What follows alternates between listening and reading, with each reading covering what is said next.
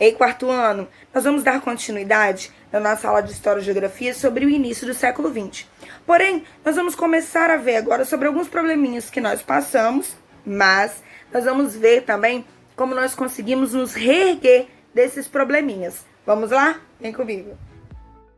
Estava tudo indo muito bem, caminhando em direção a um maior desenvolvimento e progresso no país, quando chegou até nós a crise mundial no ano de 1929. Começou essa guerra nos Estados Unidos e espalhou-se por vários países. Então, os problemas vieram com muita força.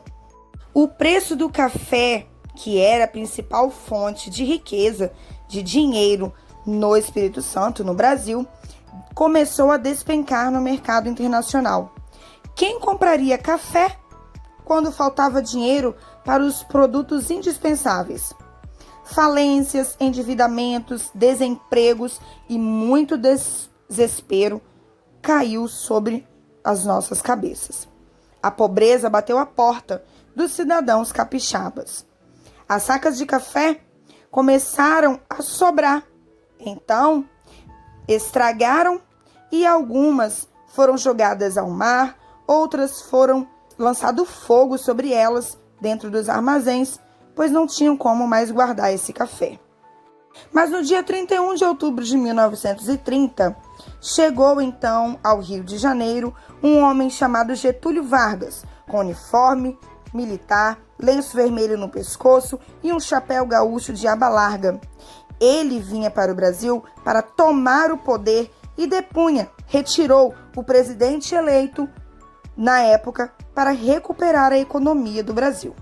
Tinha se iniciado então a Era Vargas, que durou 15 anos e levou o Brasil a uma maior industrialização. Nessa época, Aristeu Borges de Aguiar era o governador do Espírito Santo, mas como ele não apoiava o golpe revolucionário de Getúlio Vargas, ele acabou tendo que deixar o cargo e fugir num cargueiro italiano que estava no Porto de Vitória.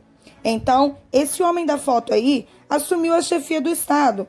O nome desse homem é João Punaro Bley, e quem mandou que ele governasse o Espírito Santo nos próximos 13 anos foi o presidente Getúlio Vargas. João Bley, como era conhecido, acabou pedindo ajuda ao governo federal. Getúlio Vargas ajudou. Com muito esforço e trabalho, consertaram as finanças e liquidaram as dívidas pendentes do Estado. Rasgando estradas e construindo pontes, o governador incentivou a ocupação do norte do Espírito Santo, através de vendas das terras aos imigrantes a baixo custo, ou até mesmo doando as terras estaduais. Isso foi muito bom para o povoamento, né? Mas o desmatamento da Mata Atlântica geraria danos ambientais naquele momento e nos dias atuais. O governo de Bley reorganizou a cobrança de impostos. Ele visou o aumento dos recursos financeiros do Estado. Estimulou o plantio de cacau, cereais, produtos de pequenas lavouras, retirando a taxa de impostos dos seus produtores. O café foi um produto que foi incentivado a ser cultivado por ele. Tomou medidas para aumentar o preço desse produto. Dando continuidade ao trajeto que desenvolveu o Espírito Santo, projetos de segurança pública, saúde e educação foram postos em práticas. Exemplo disso foi a construção do quartel de Maruípe, da penitenciária de Pedra d'Água, da Escola Prática de Agricultura em Santa Teresa, da Estação Experimental de Sericultura em Vargem Alta, para a criação do bicho da seda nas Amoreiras, do Hospital Colônia para os Rancenianos, das faculdades de Direito e Odontologia em Vitória. Mas, no segundo dia de setembro de 1939, houve então um problema maior ainda: a guerra, a Primeira Guerra.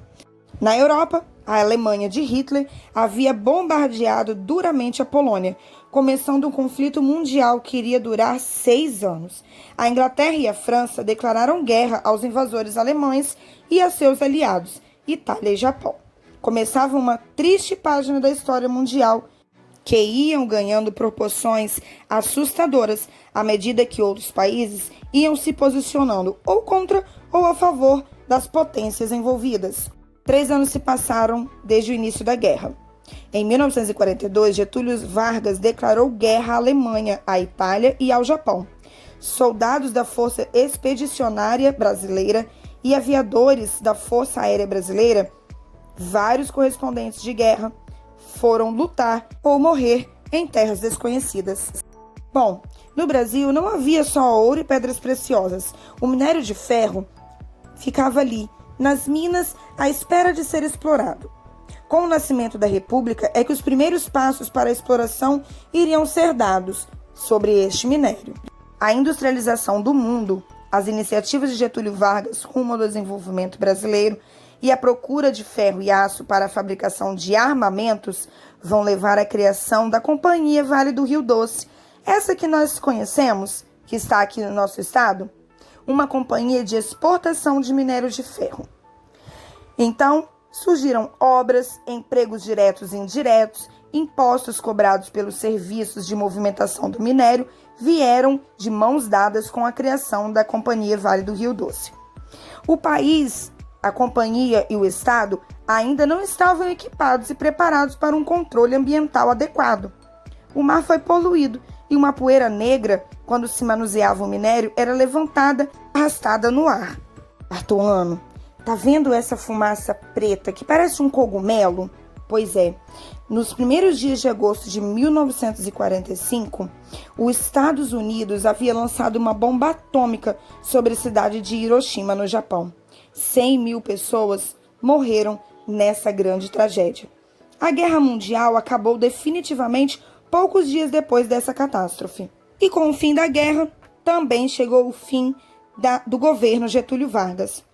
As potências vitoriosas eram democráticas, menos a União Soviética Socialista, e haviam derrotado os governos autoritários da Alemanha, Itália e Japão. Getúlio Vargas era um presidente autoritário. O Brasil precisava de mudanças para acompanhar a democracia dos países que venceram a guerra, principalmente os Estados Unidos da América. Bom, quarto ano, e essa foi a nossa aula de hoje. Assista ela novamente, ela foi criada pensando em você.